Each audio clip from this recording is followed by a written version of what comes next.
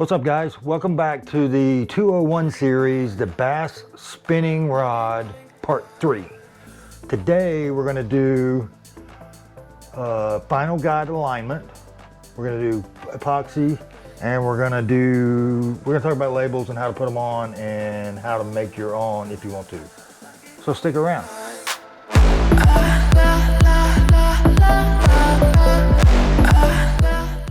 All right, before we get into the final guide alignment, I want to talk about labels for just a second. So the first thing you want to do when you unwrap your rod blank when it comes in is make sure you save the label. All of the blanks come with a pre-made manufacturer's labels, and they are perfectly fine. I used them for years, but I decided I wanted to have a little more custom feel to my rod, so I bought this K-Sun Pearl label maker. I think it was about $100. I've got some software, the Label Editor Professional.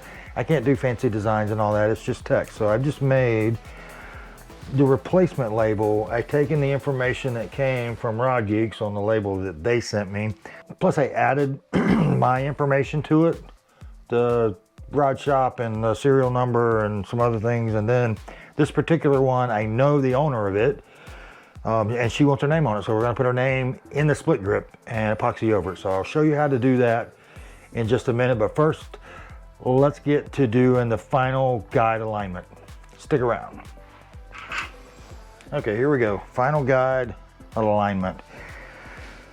In the 101 series, Nathan and I eyeballed down the blank, aligning the guides. I didn't use the guide alignment tool because you didn't have one yet. But if you paid attention to the tool video I did to start this 201 series, you got one in your hand now. I think they're really, seriously, $4.95. They're less than a crankbait. So I'm going to use it. I'm going to use this to help me with my alignment. And I'm going to be looking at a white background. It makes it easy for me. A dark background may work better for you, but you'll figure it out. So here we go, lining these up real quick.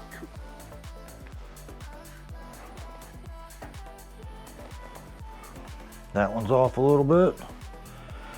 Now, once you finish your wrap, you can still slide these guides around probably close to a quarter, probably close to a quarter of the way around without messing up your wrap. And you just have to do it very slowly, a little bit at a time for each one that's out of alignment. That one I went too far. Most of them are pretty good. I stood over top of them and lined them up first, so they're pretty close.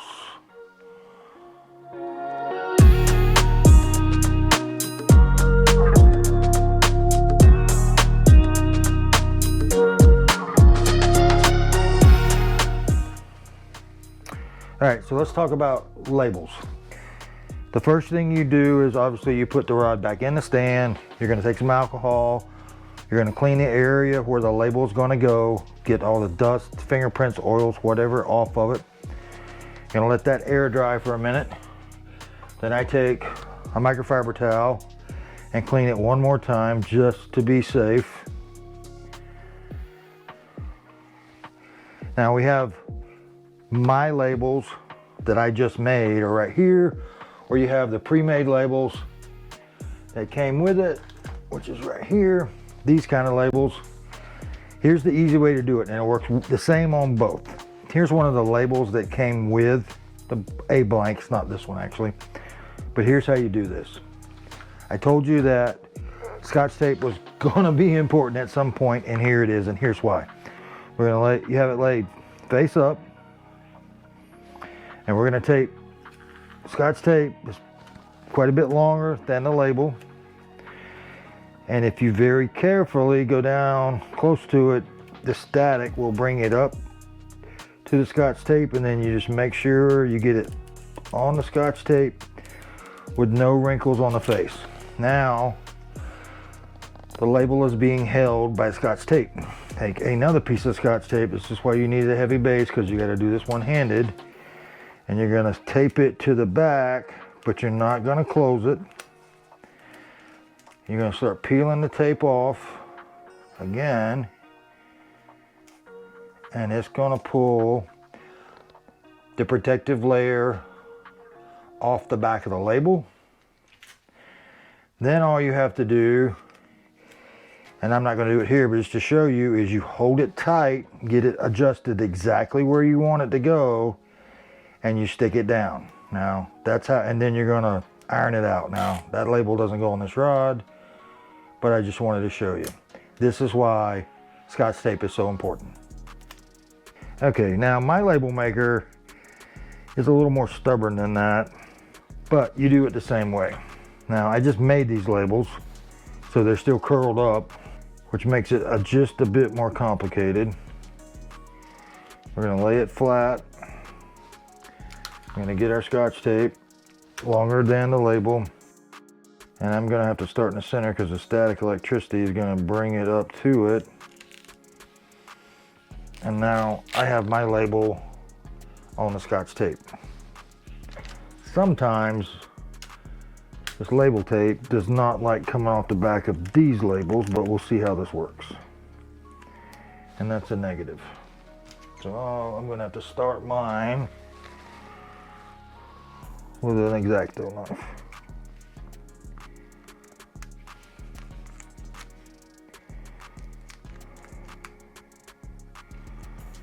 Now there's a piece over here where my label maker cut it, so I don't have to worry about fingerprints on the very edge.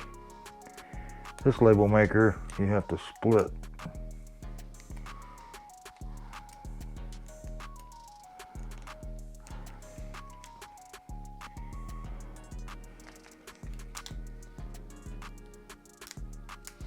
Okay, I got it started.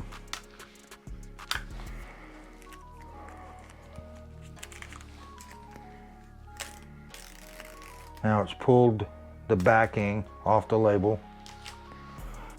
And I'm going to center this one just ahead, lined up with the reel seat, right there.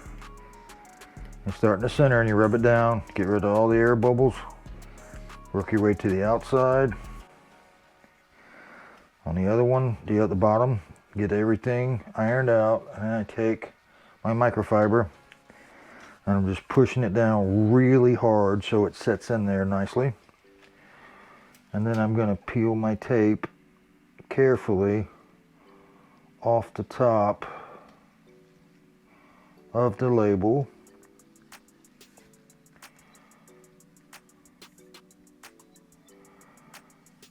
And there we go. And then I'm going to take my microfiber again and just make sure the corners and the ends are down. And there you go. Labels made easy. Hopefully you guys can see this. It's a beautiful color label.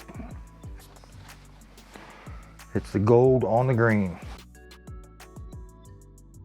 All right, now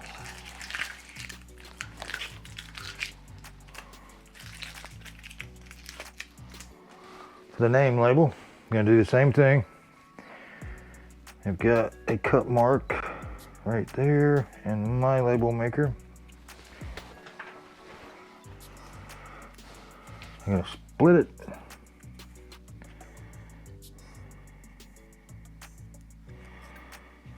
Okay, now let's get it on the Scotch tape.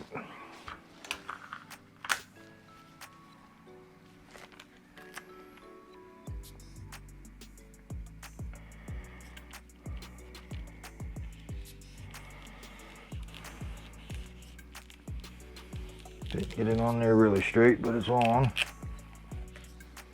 And it's flat, and that's what matters. All right, so we're gonna take another piece of Scotch tape and start the peeling of the backing piece. And again, it didn't want to go.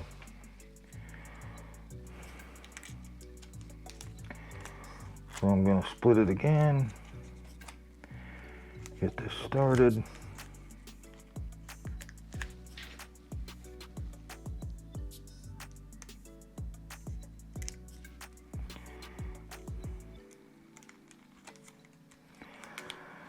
Okay, I'll try that again.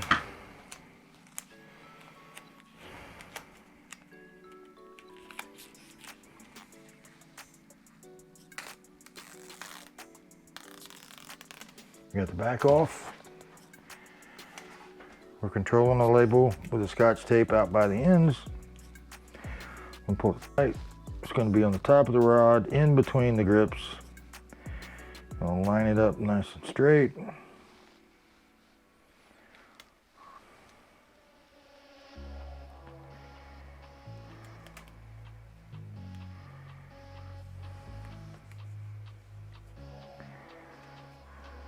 Get all the air bubbles out.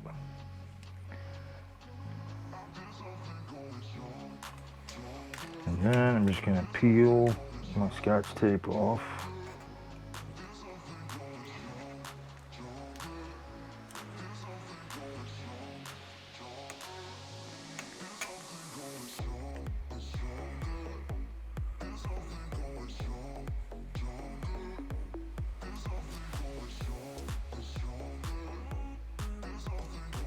And there we have it. Wipe it down, make sure all the ends are sealed.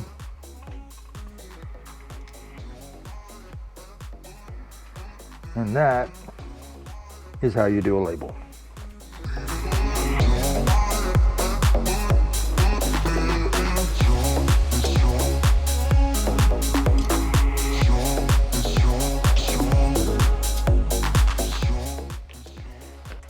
Okay, time for epoxy.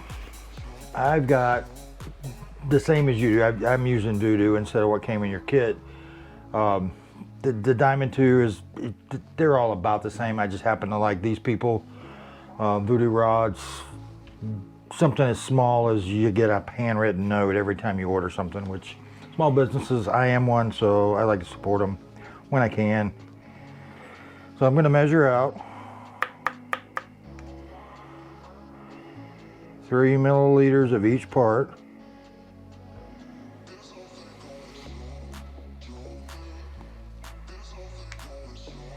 Put it in my little mixing cup.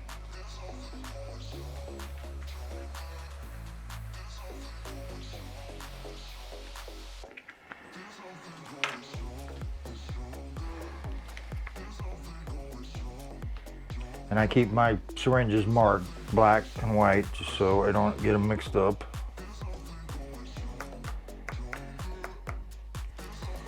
And pull 3 milliliters of the white part that did not pull like it should have.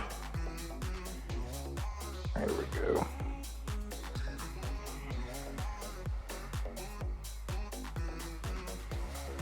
Okay.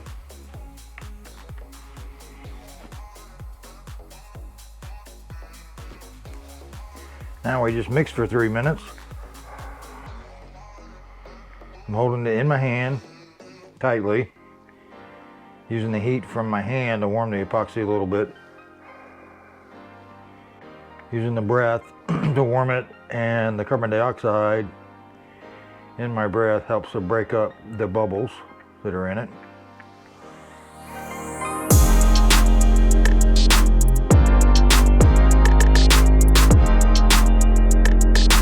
Alright, that appears to be mixed. Taking your brush, and like we did on the other rod, all you're doing is putting enough on. I'll put a little on the tip here. You're putting enough on to coat the threads, and then you're basically wiping it back off. You just want to saturate the threads with this first coat. You want it to stay very flat, no higher than the top of the threads. Looks like I knocked the guide off. I did. I'm gonna have to rewrap that one. That one needs some work too. What I just discovered is I have knocked a guide loose, which is gonna happen to you. So I'm skipping that one. I'm gonna go ahead and coat the rest of them with their first coat of epoxy, and I'll do the label. And then after that dries, I'll go back and I'll rewrap the one guide that got popped off. It's gonna happen. I'll get this done real quick.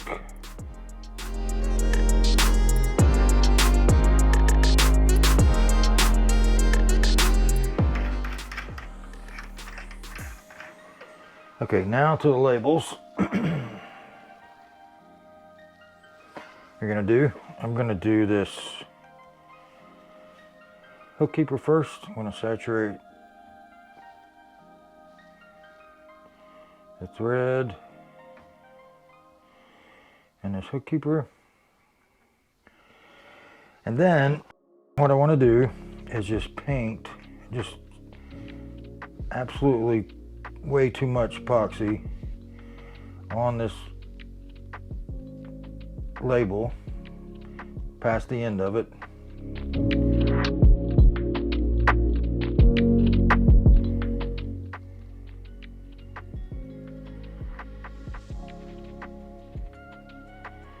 And you know you've got enough epoxy on it when you feel your brush stop pulling, because it will pull some when you don't have enough epoxy.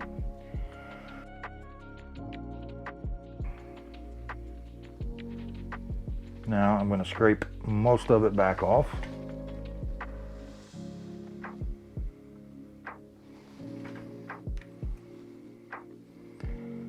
Just making sure I had a good coat on everything.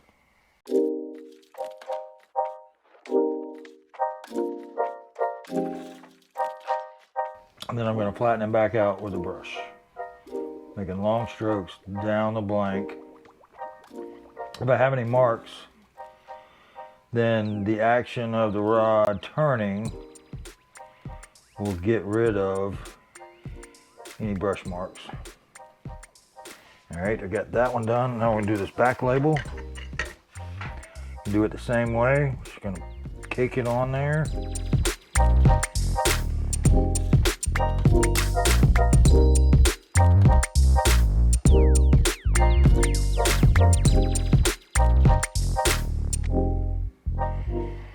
Now I'm going to rake it off.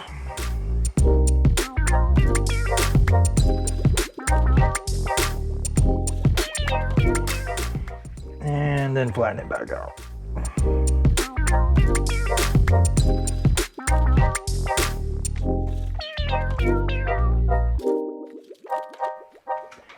There you go. We'll put it on the dryer here in a second. Now I'm just going to move it over like you would to your dryer so we can keep it turning. Should be free of everything. Make sure we don't hit a guide like I did before and knock it loose. So we're going to pull it out of here, put it in.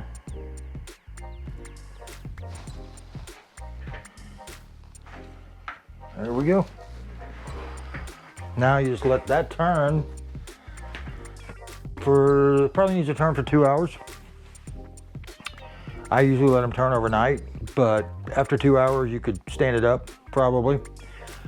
You just really need to get the epoxy to set, and as long as you got your proportions right, it should be good to go to stand in probably, yeah, 2 or 3 hours. But if you can leave it spin overnight, you're gonna be better off. But that's all it takes. Next time, we're gonna do another coat of epoxy. I'm gonna show you how to do some epoxy ramps and maybe some marbling pigment. If this is the first video you watched on this channel, check out this video or the 101 series, how to get started. And if you're caught up, the next video right here will be marbling and finishing up the final touches on the rod. As always, guys, thanks for watching. I'll see you next time.